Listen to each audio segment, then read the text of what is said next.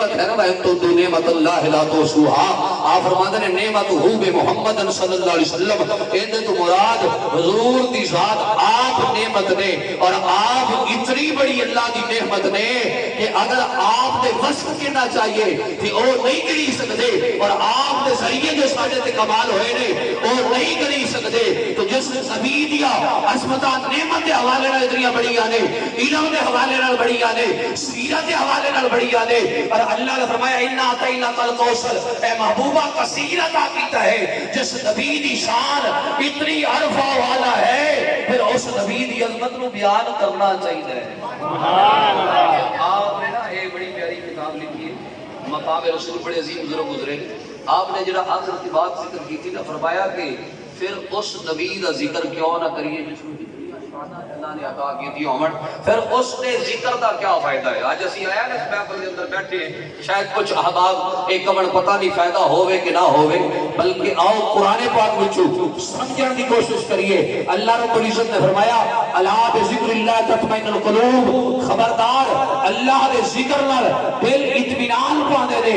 حضرت عبداللہ بن عباس رضی اللہ تعالی عنہما آپ نے شاگرد خاص اور امام تفسیر دے عظیم امام نے حضرت مجاہد رضی اللہ تعالی عنہ آپ اس کی تفسیر کر دیا ہے. فرما دے رہے کہ ذکر تو مراد ذکر مصطفیٰ صلی اللہ علیہ وسلم ہے اور آپ نے صحابہ دا ذکر ہے. پتہ چلیا کہ اللہ دا ذکر اے تو مراد یا حضور دا ذکر ہے یا حضور دے صحابہ دا ذکر ہے. تو جدو حضور دا ذکر کریے ادو بھی دل اطمینان پاندے نے، جدو مصطفیٰ دے صحابہ دا ذکر کریے ادو بھی دلانو سکون ملتا ہے. اور پاس فقط کوئی قصے کہانی نے سادہ عقیدہ مبنی نہیں ہے. آؤ میں آقا علیہ السلام دا فرمان سنانا جاوا کہ نبی پاک صلی اللہ علیہ وسلم دا ذکر کتنا فائدہ دیتا ہے اور کتنا فائدہ مند ہے.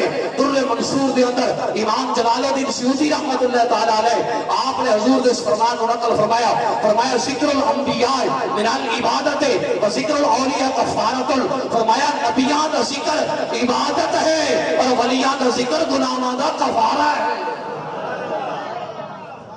اور ایک حدیث نہیں دوسری سنو، دوسری حدیث پاک کے اندر نبی پاک صلی اللہ علیہ وسلم کا فرمان ہے ذکر الانبیاء والمرسلین من العبادت ذکر الاولیاء کفارۃ.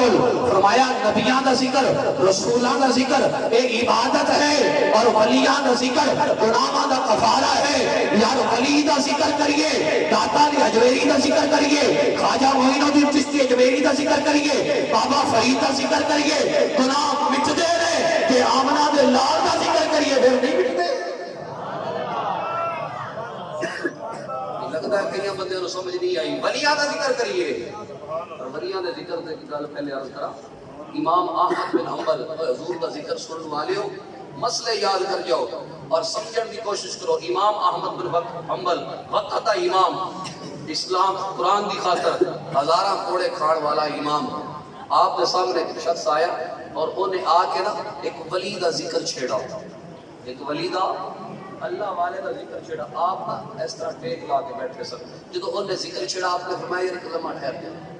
امام احمد بن حنبل نے روک کے حضور دا ذکر سننا آؤ، پھر دائیں بائیں نہ دیکھیا کرو، صرف توجہ رکھیا کرو کہ یار بات کس دی ہو رہی.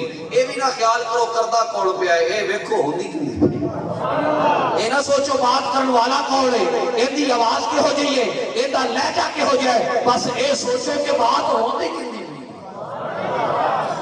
آپ دیکھ لا کے بیٹھے ہیں، آپ نے فرمایا رک جاؤ. ایک چھوڑی سدھے ہو کے بیٹھ گئے. امام احمد بن حنبل حضور غوث پاک دا امام، لگتا کہ یہ سمجھ لیے کتا امام حضور غوث پاک دا امام، جنہ دے مقلد نے حضور غوث پاک. آپ حنبلی نے اور آپ مقلد نے امام احمد بن حنبل دے. کہ امام احمد بن حنبل وہ وقت دا امام ہے جنہیں قرآن کی خاطر مارا کھا دیا نے، لیکن جنہوں ولی دا ذکر ہے بارگاہ جو ہویا فرمایا ٹھہر جا، سدھے ہو کے بیٹھ کے کپڑے درست کر کے فرمایا ہن اللہ والے دی بات سنا. نہیں آئی. حضور کیا وجہ ہے؟ لیٹیا لیٹیا بھی تے ذکر سن سکتے سو. فرمایا یار ہوئے اللہ دے دوست کا ذکر تے احمد بن حنبل لیٹیا لیٹیا سنے کیویں ہو سکدا ہے؟ میں ادب نال سنا گا کیونکہ اللہ دے ولی دا ذکر ہے. اوے اج جس محفل وچ تسی آئے جے ایتھے امام الانبیاء دا ذکر ہوندا پیا. تے نبیاں دے امام دا ذکر ہے، ولیاں دا ذکر ہوئے تے ساڈے اماماں دا عقیدہ ہے ادب نال سننا چاہیے، جدوں نبیاں دے امام دا ذکر ہوئے